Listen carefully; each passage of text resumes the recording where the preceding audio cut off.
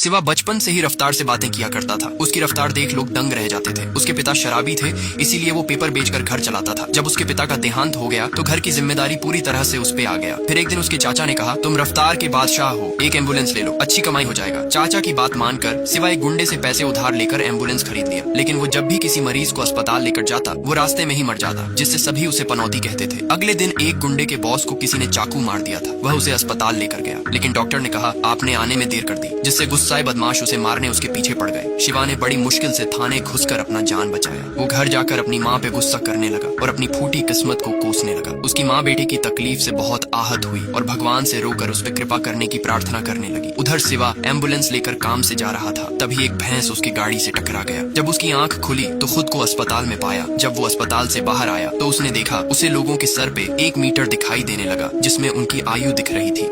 माँ के आंसुओं ने यमराज भगवान को हिला के रख दिया। भगवान ने वरदान स्वरूप शिवा को ऐसी शक्ति दी जिससे वह लोगों की आयु देख सकता था। फिर भी शिवा को अपनी शक्ति पे भरोसा नहीं था। उसने अपनी शक्ति आजमाने के लिए एक आदमी को देखा जो 7 मिनट में मरने वाला था। शिवा ने कहा, तुम्हारे जान को खतरा है, थोड़ा संभल कर रहो। लेकिन आदमी ने उसकी बात का विश्वास नहीं किया और गटर में डूब कर मर गया। फिर शिवा अस्पताल गया, जहाँ एक घायल लड़के को लाया गया। उसने देखा उसकी आयु 82 साल है। तभी डॉक्टर ने कहा, आपके बेटे का ऑपरेशन करना होगा, लेकिन बचने का चांस सिर्फ 5% है। तभी शिवा ने कहा, आप टेंशन नहीं लीजिए, आपके बेटे की आयु 82 साल है, उसे कुछ नहीं होगा। जब ऑपरेशन हुआ तो डॉक्टर ने कहा, आपका बेटा अब खतरे से बाहर है। अब शिवा को समझ में आ गया था वो किसी को बचा नहीं सकता, लेकिन वो अपनी शक्ति से पैसा कमा सकता है। उसने एक नेता को देखा जो जोरों शोरों से इलेक्शन की तैयारी में लगा था, लेकिन उसे नहीं पता था कि वो सिर्फ 7 दिन में मरने वाला था। शिवा उस नेता के विरोधी से मिलकर कहा, मैं तुम्हारे दुश्मन को 7 दिन में मार दूंगा। मुझे इस काम के लिए मुझे 1 करोड़ दो तो मैं तुम्हारा दुश्मन शक्ति दादा को टपका दूंगा। शीनू उसे पैसे दे देता है, लेकिन साथ ही अपना एक आदमी को शिवा पर नजर रखने को भेज दिया, ताकि उसे पता चल जाए कि वो इतने बड़े लोगों की हत्या कैसे करता है। जब ये बात शिवा को पता चला तो वो जानबूझकर काला जादू का नाटक करने लगा, ताकि उस बदमाश को लगे कि वह लोगों को काला जादू करके मारता है। उधर शक्ति दादा होटल में अय्याशी कर रहा था। तभी उसकी गर्लफ्रेंड ने शक्ति दादा को मटन खिला दिया। शराब के नशे में धुत मटन की हड्डी उसके गले में फंस गया, जिससे खून की उल्टी करके वो मारा गया। अगले दिन श्रद्धांजलि के लिए शिवा एक माला उसकी अर्थी पे डालने आया, जिससे सीनू को भी उस पर पूरी तरह विश्वास हो गया। अगले दिन शिवा का दोस्त ने कहा कि शहर से दूर एक अस्पताल में ब्लड पहुंचाना है, समय बहुत कम है। शिवा भी उसकी बात मानकर एक सहयोगी के साथ शहर की ओर निकल गया। उसकी रफ्तार देखकर सहयोगी का हवा टाइट हो गया। वह समय पर ब्लड पहुंचा दिया, लेकिन इस दौरान उसकी गाड़ी खराब हो गई। वह पास के यमराज जी मंदिर में पहुंचा, जहां तिलक लगाते समय पुजारी जी को आभास हुआ कि जरूर इस पर यमराज जी का कृपा है।